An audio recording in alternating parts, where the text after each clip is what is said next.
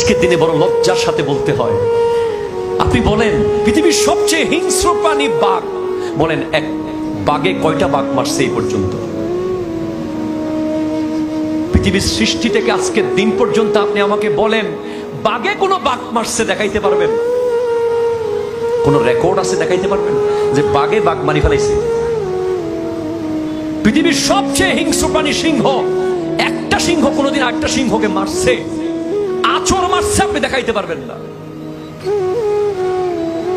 পৃথিবীর ভয়ঙ্কর হিংস্র প্রাণী হচ্ছে হায়না, জংলি কুকুর। একটা জংলি কুকুর আরেকটা জংলি কুকুরকে মেরে ফেলেছে, কোন রেকর্ড জিওগ্রাফি চ্যানেলে নাই, ইউটিউব চ্যানেলে নাই, ইতিহাসের কোথাও নাই। কোন মহিষকে মেরে ফেলেছে, কোন কুকুরকে মেরে ফেলেছে, কোন শুকরকে মেরে ফেলেছে, রেকর্ড নাই।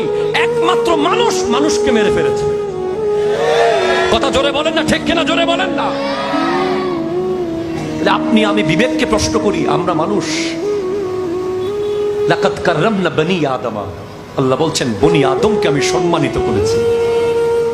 আমরা আশরাফুল মাখলুকাত, আমাদের জন্য জান্নাত, আমাদের জন্য শরাবের নহর, দুধের নহর, মধুর নহর, আমাদের জন্য 70টা হুর, আমাদের জন্য 8টা বেহেশত।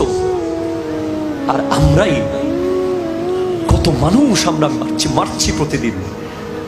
বাঘ মারে না, সিংহ মারে না, সাপ মারে না, কুকুর মারে না, শুকর মারে না, মানুষ মারে। ঠিক কিনা কথা জোরে বলেন।